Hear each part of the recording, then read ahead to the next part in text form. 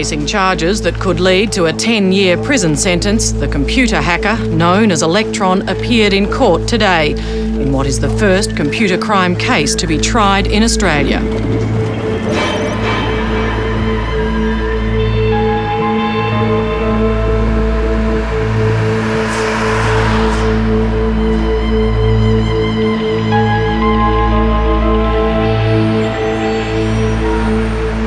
Tell me, in your own words, what fascination do you have with accessing computers overseas? It's not for any kind of personal gain or anything. It's just the kick of getting into a system. I mean, once you're in, you often get bored, and even though you still have access to the system, you may never call back. So I guess it's the challenge and the ego boost you get from doing something like that. Whereas other people try and fail.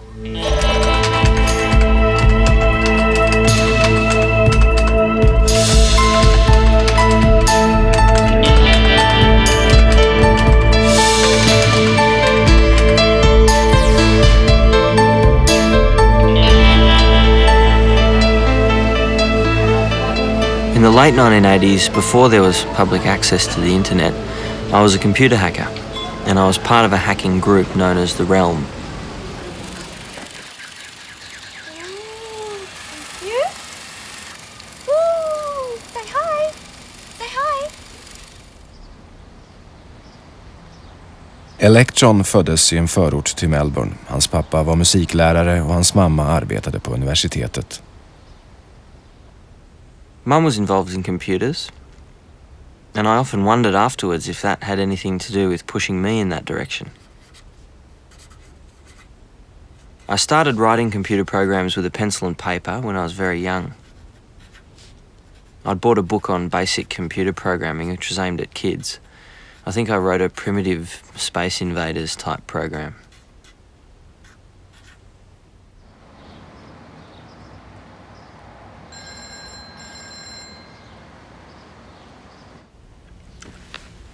Right.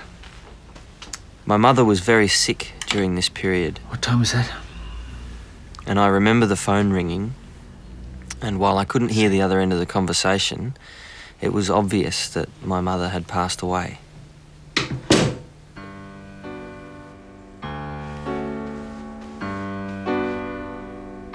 Mum's death had a huge impact on my father. He was pretty shattered by it, and I don't think he ever fully got over it.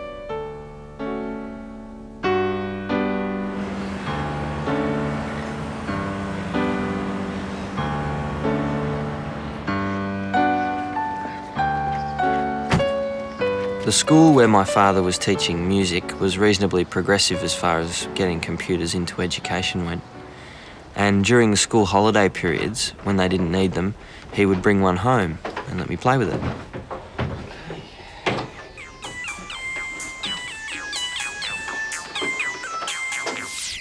Electron ville utforska den nya värld han upptäckt, så när han var 16 år köpte han en egen dator.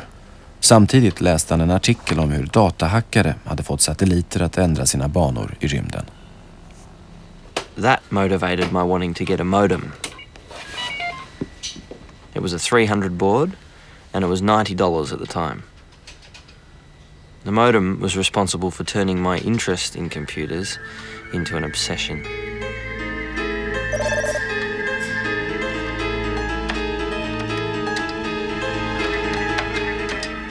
Med sitt modem kunde nu Electron koppla upp sig mot en värld han bara hade läst om. Han upptäckte snart att Melbourne var huvudstaden i den här elektroniska gemenskapen. It's hard to say exactly why hacking was centered in Melbourne in the 1980s, but I think some factors were the weather.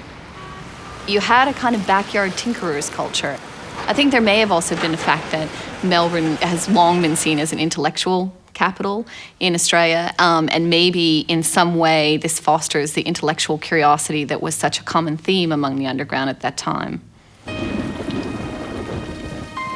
In the late 1980s, the computer underground was a very friendly community. It was like an open-air bazaar. People didn't exchange money, they exchanged information. It was in many ways quite an innocent place where people would use handles instead of their real names to communicate online. They would take on a handle-like force that would imply they were powerful in some way, or Electron slipping under the net, or Phoenix. They could excel within this community through technical prowess and receive accolades from their peers that they weren't getting elsewhere in their lives.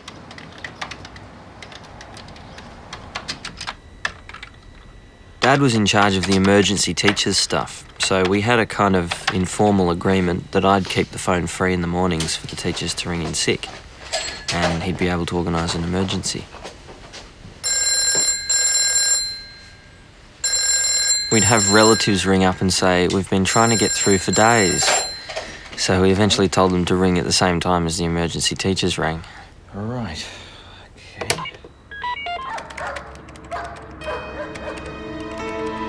I was spending 18 hours a day, sometimes more, breaking into computers. All day, or as it normally was, all night. And it didn't make my father very happy when the phone bills came in. Right, so who's going to pay for this? Just leave me alone! I'll confiscate it! In the context of having quite a few arguments in the family situation, the keyboard and the screen don't argue. They do what you tell them to do. There were people who had difficulty and would be more comfortable in front of a keyboard than they would be in a social setting. You know, it's difficult for teenage boys anyway for all kinds of social reasons. And so the emergence of computing, which was this sort of supremely asocial world, was very comfortable for them. Before the movie War Games, hackers had been people who were around institutions like Stanford and MIT and were obsessed with big machines. It had nothing to do with breaking into computers. After the movie War Games, the term hacker came in the popular mind to be a teenage kid who spent his time breaking into computers. So it changed the meaning of the term hacker forever.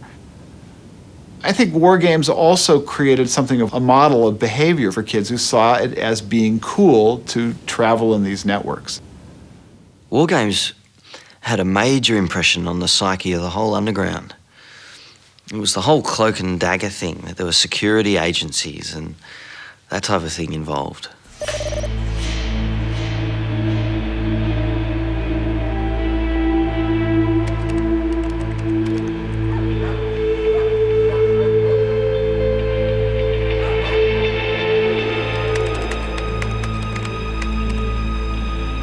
The first time I broke into NASA, I would have been 16, maybe 17. The feeling of exhilaration I felt was in direct proportion to the importance of the computer system that I was breaking into. So, yeah, breaking into NASA was very exhilarating. I felt it was an important step in my hacking career. Electron blev en allt skickligare hackare och nu hade han kommit i kontakt med en annan stor begåvning i denna subkultur. En hackare som kallade sig Phoenix.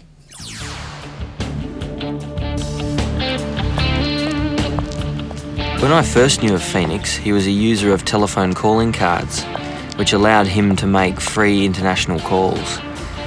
But the fact that he seemed to have a constant supply of these cards made him quite popular because he was able to download lots of pirated software from the US and to access all of their hacking sites. There was a relationship of convenience, really. Phoenix was just far too brash, and that brashness rubbed me up the wrong way. There were things that Phoenix wouldn't have got from me if I'd had the same modem speed that he did.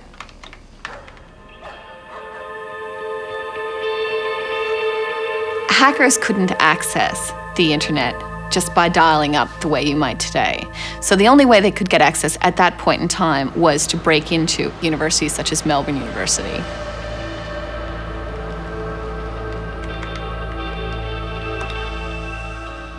Phoenix had got a Melbourne Uni account off someone else and he'd passed it on to me. And at that stage, I started using Melbourne Uni's computers to access computers on the internet.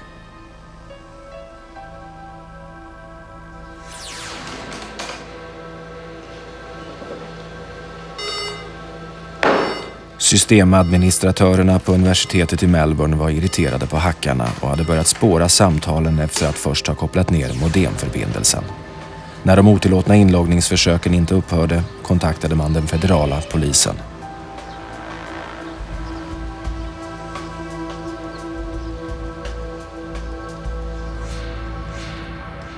Well, there was a guy who had an account at Melbourne Uni, and I logged onto his machine anonymously and was having a chat to him.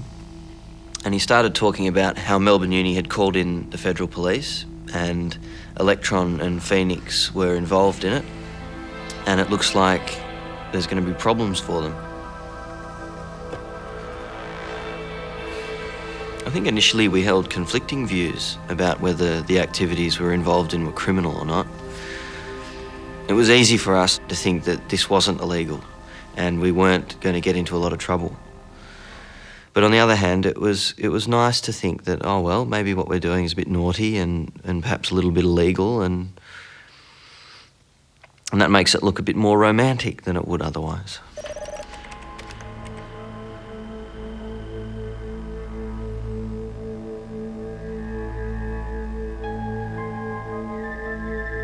The 1980s was an interesting time to be growing up because there was the spectre of the Cold War during those years. And I can distinctly remember having nightmares about having nuclear missile silos in the backyard. My fellow Americans, thank you for sharing your time with me tonight. Let me share with you a vision of the future which offers hope. It is that we embark on a program to counter the awesome Soviet missile threat with measures that are defensive.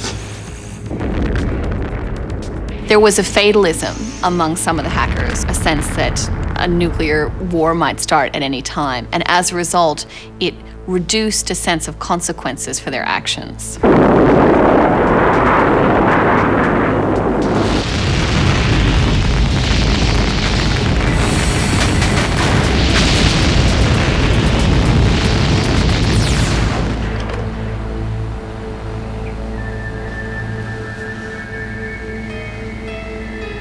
I remember logging on anonymously one night and these people were saying the only reason Electron hasn't launched any nuclear missiles yet, he's got all the launch codes, but they need to turn the key in the silo and that's why he's unable to launch them.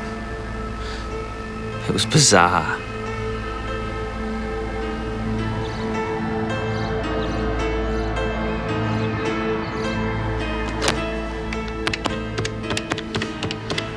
We had the United States Secret Service contact the Australian Federal Police because they'd had problems with hackers getting into some of the American systems. They were convinced that the hackers came from Australia, and they were jumping up and down quite a bit to get us to do something. The referral from the United States was a bit of a bombshell because here was this referral of crimes committed on computers. And when you look at law enforcement at that time, not just Australia but the world, no one had really looked at this sort of stuff before. It was brand new.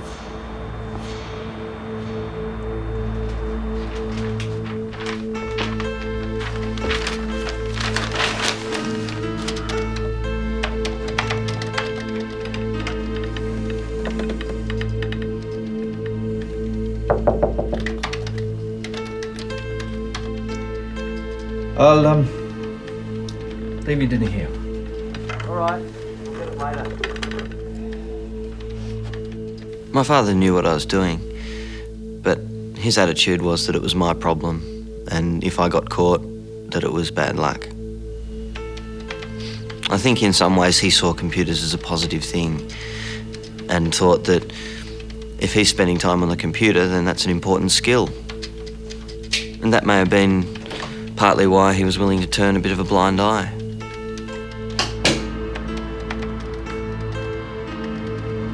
I think the prime motivator was that they had a good time. I saw it also in terms of it was another Everest. It was there, so they climbed it. They were seen to be very clever, and they probably were very clever. There's no doubt about that. Very clever young people.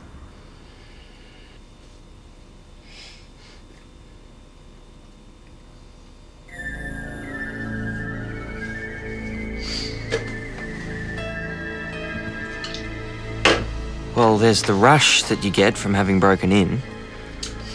There's also the feeling of control over the computer. It's almost like you're projected into the computer and you're able to operate things from this remote location. It was the remote access that I liked, and the safety and anonymity of that.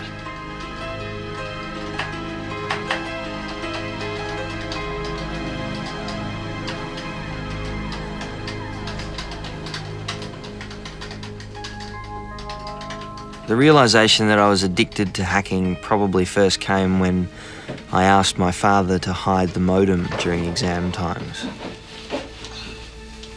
It was the only way I was able to give myself any time to study.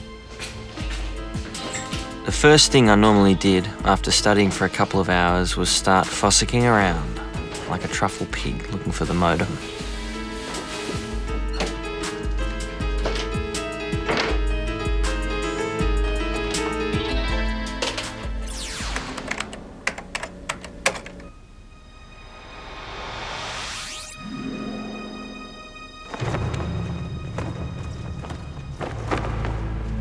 There was an online chat system in Germany which was referred to as Altos. It was a hothouse of some of the best hackers in the world. This was the probably most important community place where hackers from Germany, the US, Australia, around the globe would gather together to share information about sites that they'd hacked, accounts that they might be willing to share with each other in order to continue their hacking.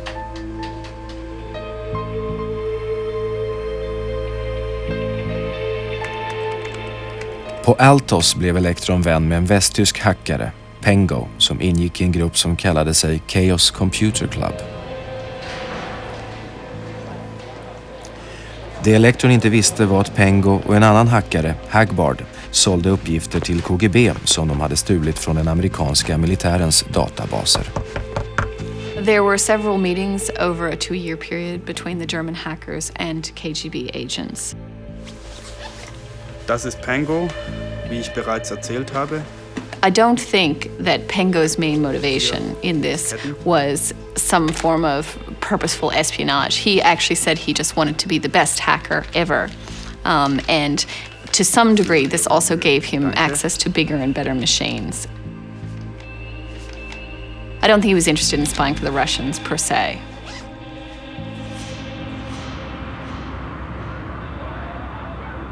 Like all the changes that have swept East Germany recently, the beginning of the end for the Berlin Wall came much sooner than was expected. The sense of being in an international community on Altos was really highlighted during important world events. Speaking live online to Pengo in Germany at the time of the fall of the Berlin Wall was quite an experience. It really gave you a feeling of a world without borders.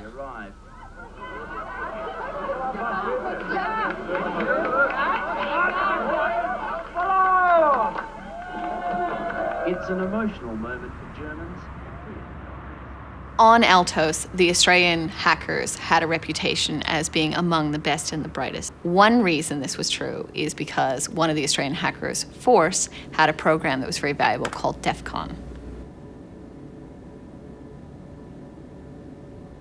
DEFCON was designed to scan computer networks for addresses of computers on that network with modems attached. Force was at home alone one night running his famous DEFCON program, and suddenly it connected to a system, and he began receiving thousands of credit card numbers being dumped to his machine. When Force went through this giant data dump, he found in the last section some unusual credit card transactions. Some of them were for buying expensive cars or eating out at restaurants or even visiting brothels. And in fact, one of the people had a credit limit of $5 million.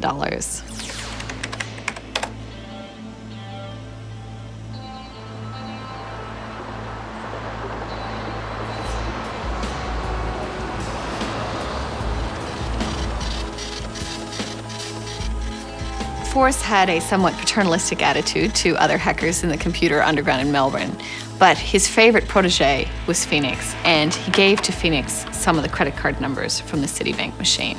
Not long after, Phoenix began breaking into other machines in the Citibank network. There was enough money involved for Citibank to get very edgy, very jumpy. There was enough money involved for them to contact the Secret Service and also the FBI.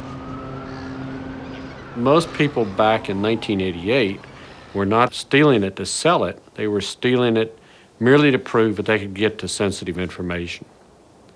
And the only way to get to the bottom of those things, because a lot of them were international and not US based, and a lot of them came out of Australia, was that you had to have a great working relationship with the Australian Federal Police. At that particular time, there was no law in Australia directly relating to computer crime. There was really very little the Federal Police could do other than take it on board as an intelligence probe to try and find out the facts and report to government that perhaps there was a problem with lack of legislation. The original file that came in complaining about this was made up, and because we didn't have the people, we didn't have the expertise, we didn't have the knowledge, it was left and forgotten about.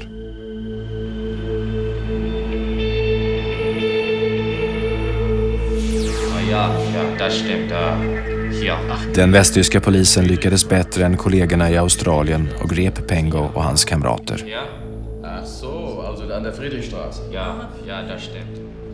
Pengo samarbetade med polisen och lämnade ut alla uppgifter han hade i hopp om att få straffrabatt.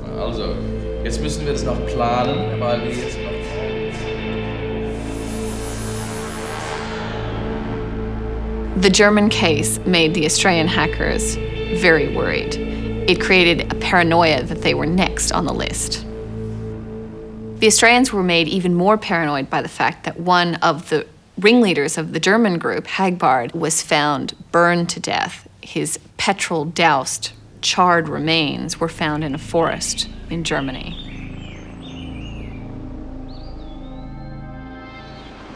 In January, 2 articles appeared in the Australian newspaper, one of them claiming that Australian hackers had stolen $500,000 from Citibank. There were particular hackers named in these articles, including Electron and Phoenix. The Victorian police investigated the allegations and found them to be untrue.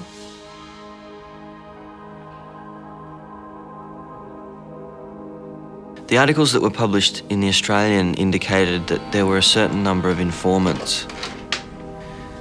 It scared me for a couple of weeks, but then the fear versus the need to find the modem and start again won out.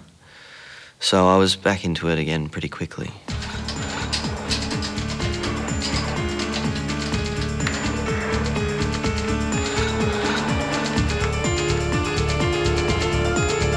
We probably had about 100 cases going over a 2 to 3 year period.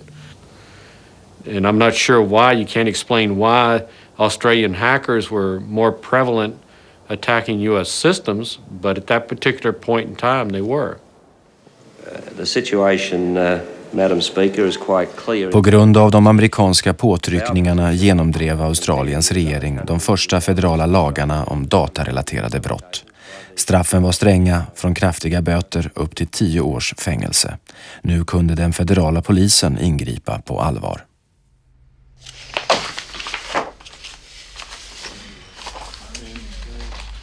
When the legislation came through, I was asked to set up a computer crime unit using the existing people within the physical computer area and then bringing in other people who were investigators.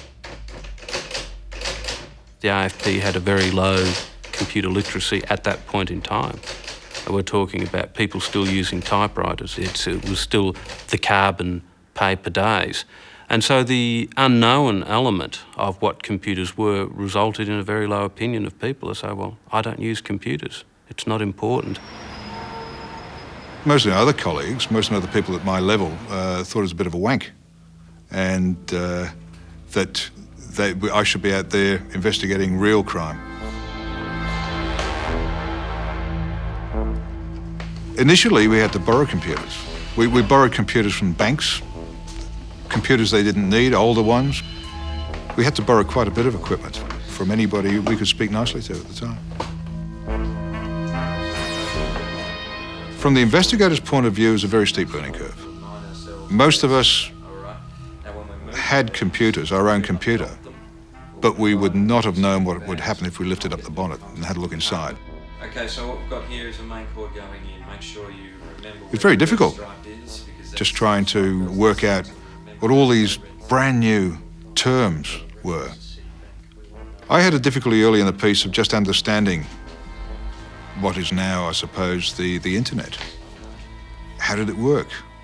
Who paid for it? Why could you get over to the United States and wouldn't cost you a penny? Den nya lagstiftningen skakade om den underjordiska subkulturen. Många av de aktiva valde att ligga lågt, men en av dem skulle få hela världen att uppmärksamma hackarna.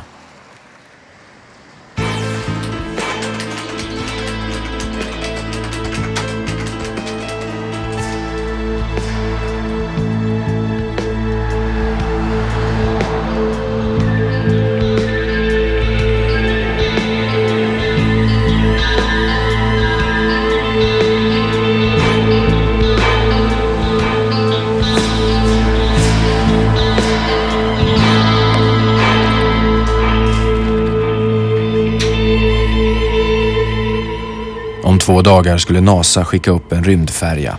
Ombord fanns rymdsonden Galileo som skulle utforska Jupiter. Galileo var ett omstritt projekt eftersom sondens kraftkälla bestod av plutonium.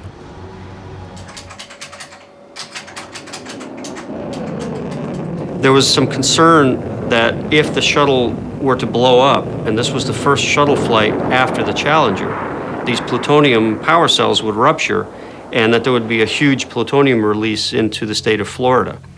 So at that time, there was a protest going on around the launch, and it was effectively, I think, the morning of that launch that this worm hit. NASAs datorer hade angripits av en så kallad mask, en sofistikerad form av datavirus. Can I speak to Ron Tenkati, please? The worm would change the system logon banner, so when the user would type in their password, up would pop this banner that would fill the screen, and it says, your computer has been wanked, you talk of times of peace and then prepare for war, and this logo that said, Worms Against Nuclear Killers, WANK. Panic. Just simple panic. What happened initially was that there were a lot of phone calls going back and forth and a lot of confusion. There were different things you would see depending on what the worm was trying to do to your machine. It would say, hi, I'm deleting all your files, and start listing your files and saying delete, delete, delete, delete. As I began to read the code and understand some of the things that it could do, and started to diagram how it was working and stuff, it became clear to me that it was a reasonable threat to the network. Mysteriet tätnade när man upptäckte att viruset internt hade döpts till Oils. When I saw the word oils, I immediately knew it was the music band Midnight Oil. And so I began rummaging through my collection of Midnight Oil CDs looking for this lyric, you talk of times of peace for all, but then prepare for war.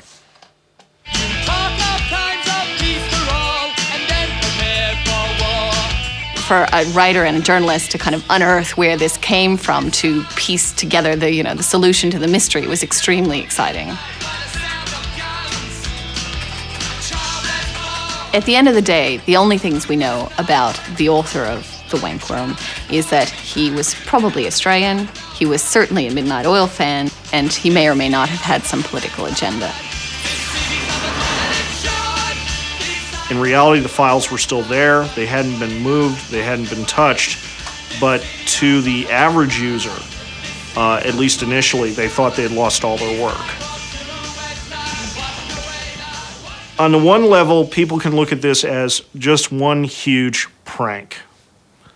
And there's a lot of truth to that. However, that one huge prank cost me, my employer, my government a lot of time, a lot of money, and it scared a lot of people needlessly.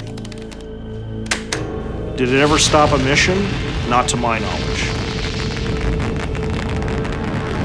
Am I still angry about it? Absolutely. Would I hunt him down if I had more data and I had the authority? No problem.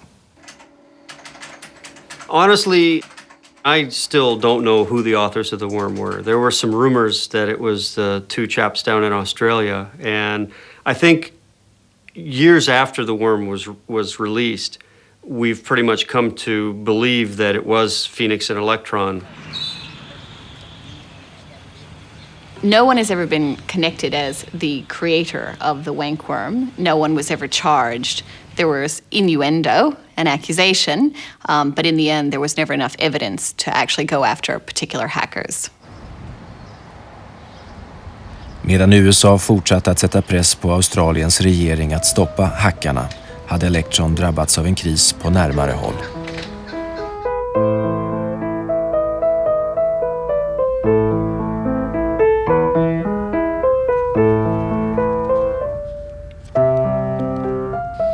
My father was very dedicated to his teaching.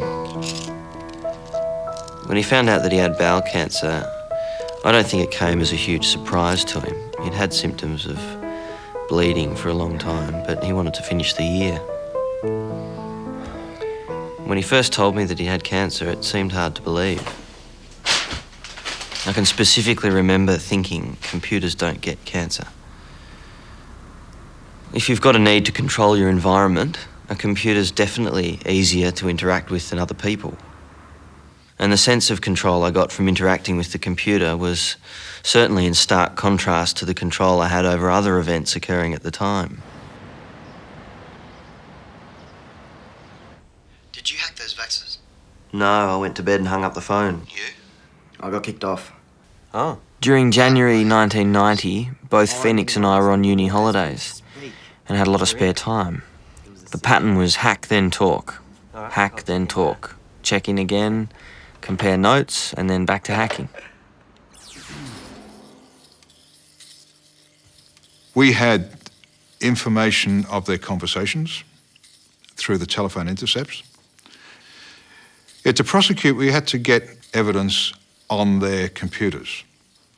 Early in the piece, we could not get that data. We could get their voices fine, we could hear what they were saying. They'd say things like, Electron, do you get that? And we would say frustratedly, didn't see a bloody thing. Eventually, we managed to get their data as well. And that's from the original modem.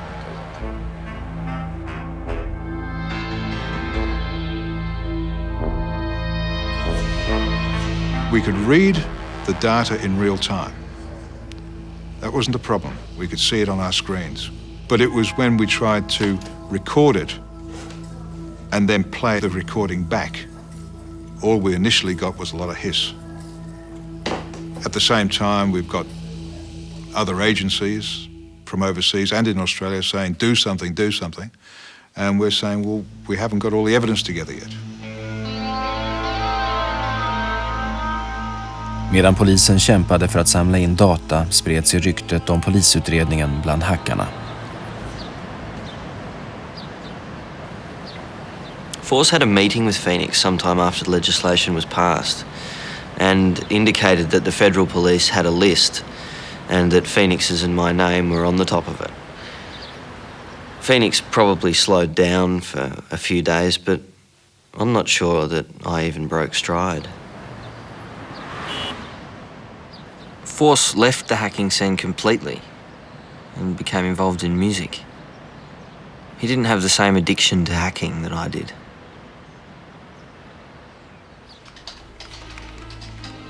Electron och Phoenix blev allt mer besatta av att hacka och letade hela tiden efter bättre verktyg för att bryta sig in i fler datorer.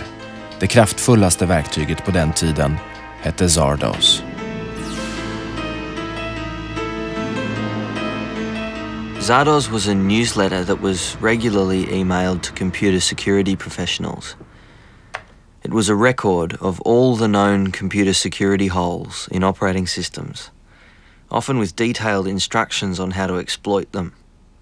Zardoz was seen amongst the hacker community as the holy grail. I februari 1990, efter att ha försökt i många timmar, lyckades Electron till slut ta sig in i en dator som tillhörde Australiens främsta forskningsinstitut, Australian Commonwealth Scientific and Industrial Research Organisation, CSIRO.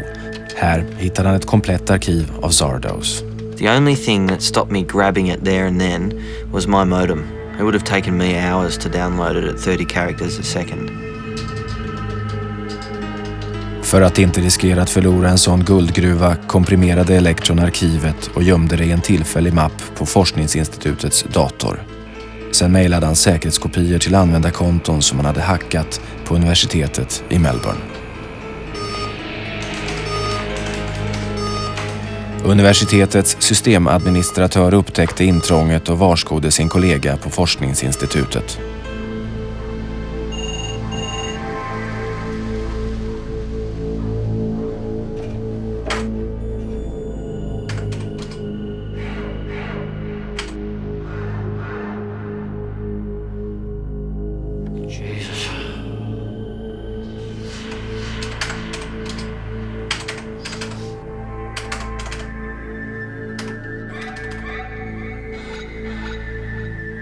Fuck.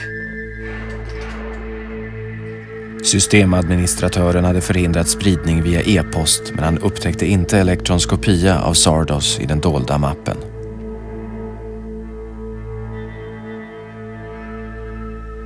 The access details for the machine are mis1.csiro.au. Username C Brown. The password is Geronimo. Thanks. See ya. I probably wouldn't have given Phoenix Zardoz if I didn't need him to download it. But his modem was 8 times less risky for him to download it than it was for me. Phoenix kopplade upp sig via en dator på University of Texas, vilket gav honom en mycket snabbare förbindelse med CSIRO. At one stage he found that there wasn't enough drive space on the machine at the University of Texas. Oh, shit. I shudder to think what he deleted. Phoenix had a habit of indiscriminate deletion.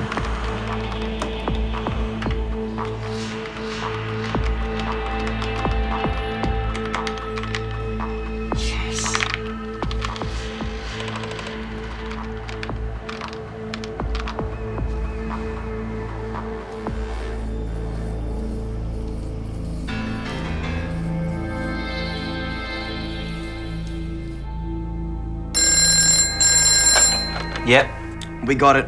Great. I'm still loading her in. It's a damn big file.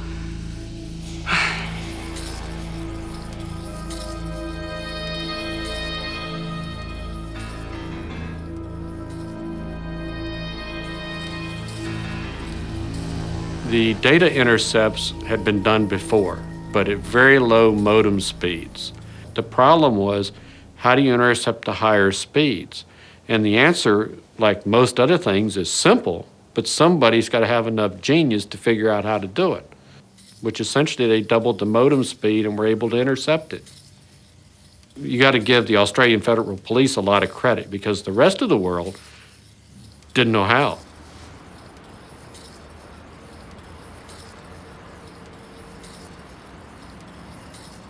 Over a period of 6 weeks, we captured every keystroke that they made, every word that they'd said.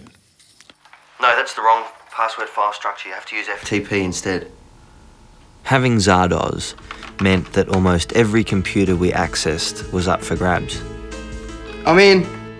We were already on a bit of a frenzy at this stage, but Zardoz put a few more drops of blood in the water.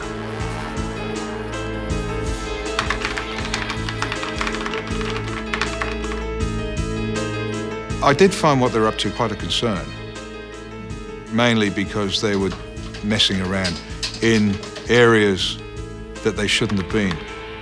And it meant in many cases that the systems operators had to put up stronger firewalls.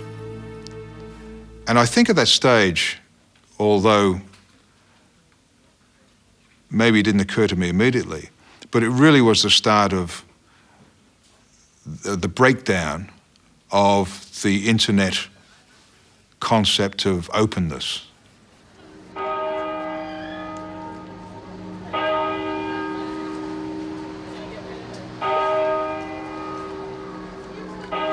When you start out by hacking a number of universities and then you move up in the world to NASA, after that, what is there to do? The highest pinnacle is to break into the machines of the security experts. And that's what Eugene Spafford was. Spaff was very, very anti-hacker. Very lock 'em up and throw away the key. And we thought that he needed to be taken down a peg or two. I didn't set out to become an enemy of that community, but I also believed it was important that we start changing our behavior because computers were being used in more important places. Tell me what you're looking at. Phoenix and I talked through quite a lot of ways of getting into Spaff's machine, and eventually one of them worked. I'm in. There were a number of groups and individuals trying to break into my system, Phoenix being one of them. I didn't know what they were after, but kept the connection a little bit so that I could get an identification of where it was coming from, and then I disconnected the network. I'm a firm believer that one of the things that makes hacking so possible and so widespread is that the people doing that only see the computer and forget that on the other end there are people. Information about people, people who have their own dreams and who can be hurt by what's done.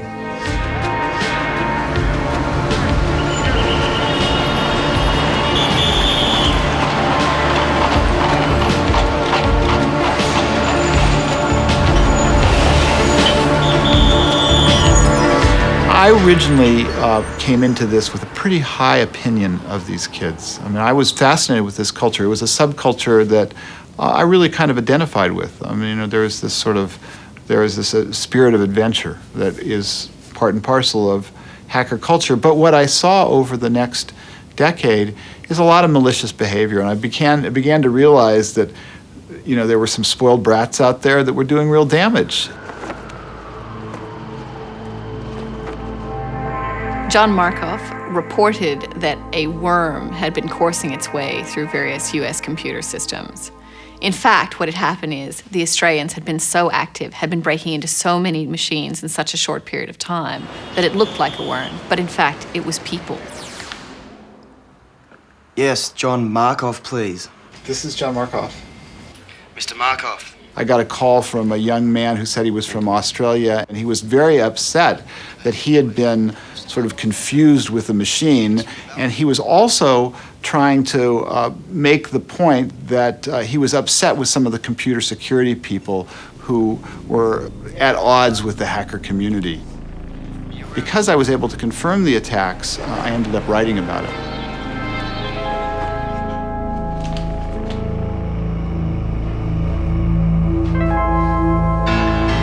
The first article stated that they had no idea who we were or where we were from, and suddenly the next article spoke of hackers from Australia. I was horrified, but to be honest, I was a little bit chuffed about the New York Times showing some interest in us. I knew that this article wouldn't go unnoticed. It really felt like the beginning of the end. I just really need you to hide this.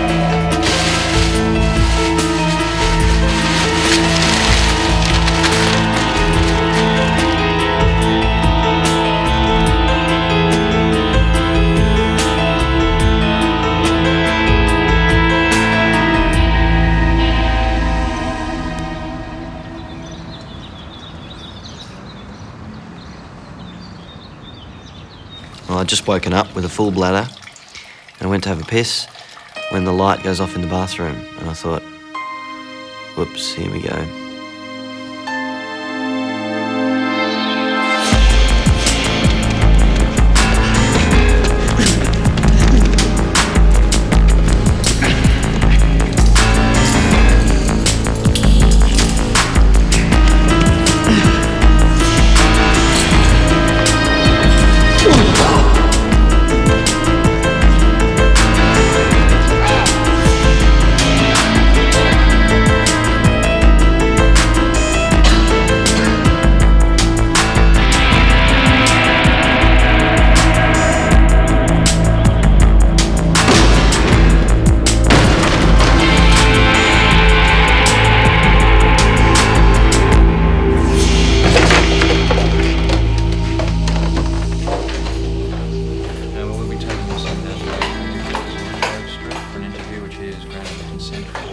One thing the police didn't find was my modem. Dad had become so proficient at hiding it that even the Australian Federal Police couldn't find it.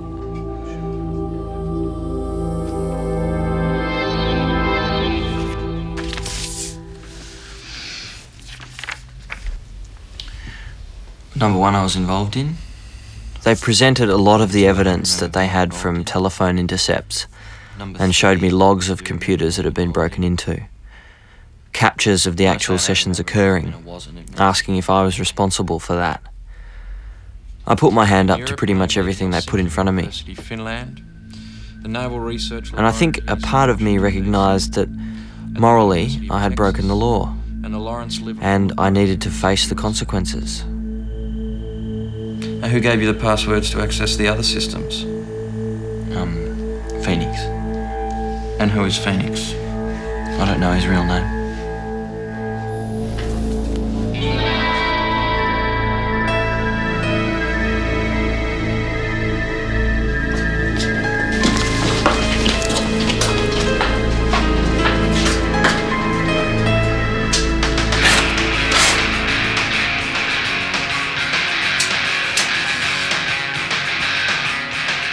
After the arrest, I felt there was a hole left in my life, and I needed to fill it. And I moved from one addiction to another. The 3 years leading up to the court case were pretty much of a blur, really.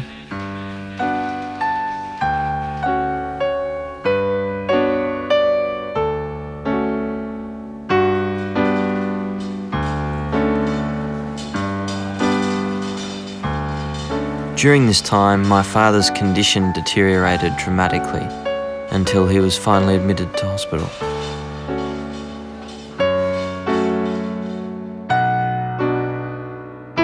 My father died at an unfortunate time when we were not getting along very well.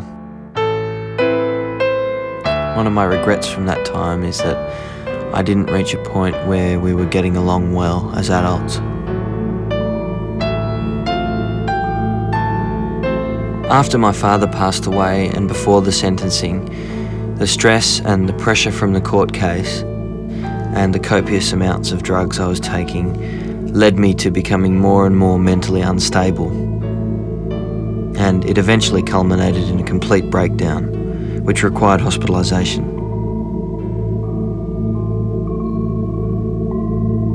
I was facing 10 years in prison. It was probably touch and go as to whether I was going to come out of things at the other end. After a month of intensive treatment, I was able to return home. Though not fully recovered, I had to prepare myself for the upcoming court case. Because mine was the first computer crime case to be tried, I was worried about how severe the sentence might be. I was also concerned that they would want to send a strong message out to other hackers.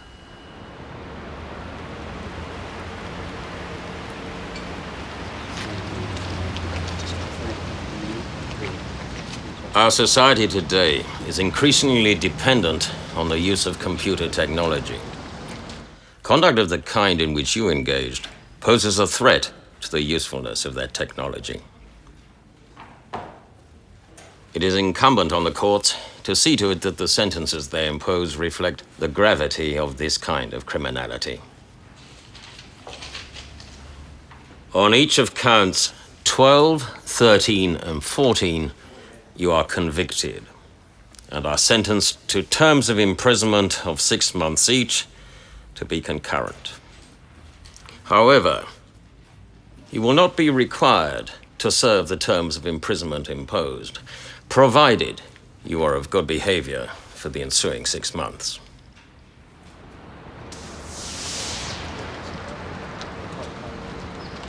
Your conduct revealed arrogance on your part, open defiance, and an intention to beat the system. I have no doubt that certain sections of the community would regard anything other than a custodial sentence as less than appropriate. But after much reflection, I've concluded that an immediate term of imprisonment is unnecessary. There is traditionally always a conflict between law enforcement people that would say, oh, in this case I put in 3 years, all this work, and they got this sentence. It's not fair, it's not right. I would have personally thought, well, maybe they should have got more severe penalty. 1998, 5 år efter att domarna hade fallit, slutade Ken Day och 2 av hans kollegor inom polisen och fick tjänster som säkerhetskonsulter i den privata sektorn. After 10 years of frustration, I had to leave. Computer crime in the AFP was a group of people in the corner of the building, shut the door, leave them alone. They really don't have much of a computer crime capability anymore. I think the fact that nobody's looking at the hacker community is a huge mistake, because I think it's a gaping hole. You know, we're looking at things like nuclear reactors. We're looking at things like the critical infrastructure, water supply. There's another critical infrastructure. It's called computer networks. When I was arrested, I felt that law enforcement would be able to pretty much squash the computer hacking underground. But I hadn't really factored in the growth of the web and the amount of information sharing that would enable. I mean, there's now the ability to download automated hacking tools from the web to do what it took us weeks or months to learn how to do. Hackers are a fact of life. They're not going to go away. They're always going to be with us, and no legislation is going to deter that. As soon as you have one group of hackers who have given up hacking, some other 15-year-old will rise up through the ranks and decide that he too wants to try and conquer the computer systems that put man on the moon. I think that initially there was perhaps misplaced fear for what these largely kids could do, but that's changed. And in the last half year, as we've sort of mapped these giant computer systems and networks to our entire economic and social fabric, I don't think it's possible any longer to have too much fear.